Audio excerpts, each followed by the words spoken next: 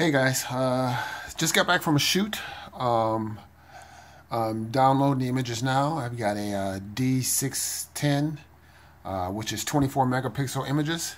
As you can see, it's almost done importing. And I just wanted to do a little quick video because nobody's done one showing Lightroom performance when it comes to the Ryzen processors. As you can see here, focus. I've got a Ryzen 1700X. It's running at 3.77 on all cores. It's almost done importing. After it's done with the import, it's going to convert to DNG, which is a CPU intensive task. I've got a pressed the button there. I've got a water-cooled custom loop build going here. And you notice I've only got one 8 gigabyte stick currently in the system, and that's because when I put in 2 gigabytes, two 8 gigabyte sticks for a total of 16 gigabytes, the system just would not boot.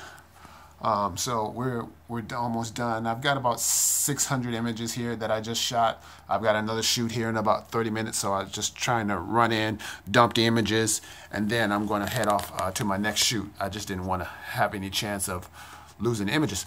But as we see here, this is on import, and as you can see on import, some of the cores are being fully utilized. Some of the cores, like that one right there, not being utilized so much, so it's a little bit sporadic. Percentage, it's been around 11 to, I saw 17%-ish a second ago. And we're about to start the DNG conversion process in about a second here, and we're going to see what kind of performance we get with that. I'm not going to show the whole video, of course, but I just want to see how many cores it utilizes. On my previous system, which was an i7 4771, which is a non-overclockable Intel chip, it utilized a lot of the core, and as you can see there, the percentage just jumped up from the 11-ish to 17% to now where we're fully utilizing. Let's use the same metric here. So we're utilizing a lot more of the cores here, and as you can see, Lightroom is doing a much better job on the DNG conversion, converting these images, than on import, which is more so reading off the SD card. Like I said, a lot of people are focusing on game performance.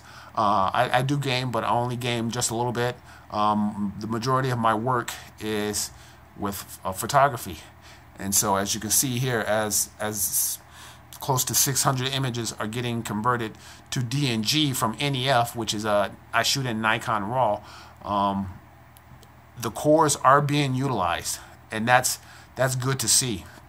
What I didn't want is I didn't want to be paying for this system and then have Lightroom not optimize enough to utilize what I pay for. That's why I just built this system. I wanted something for production, as far as a little bit of gaming, and so that I can get a lot more work done, a lot quicker, which gets me back to doing other things that I want to do.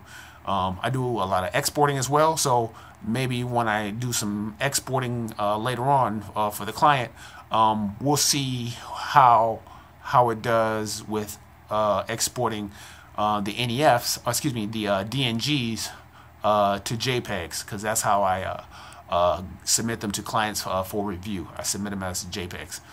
All right. Like I said, once again, here's my system right here. Here's the overall of my system.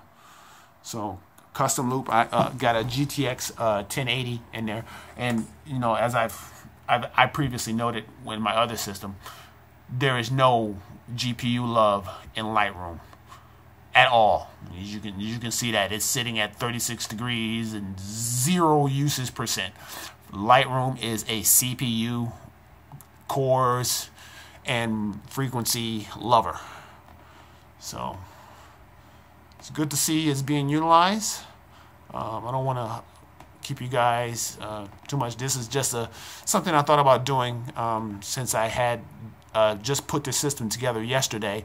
I still haven't worked out, like, you know, some of the quirks, like I said, with that one stick of DDR4 in there.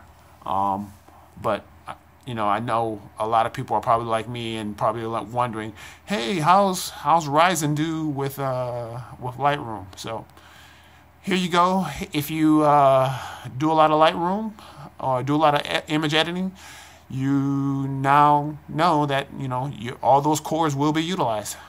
All right, I hope this helps some of you guys out. I know, like I said, I was looking for the information, but I couldn't find it. So have a good day. All right, bye.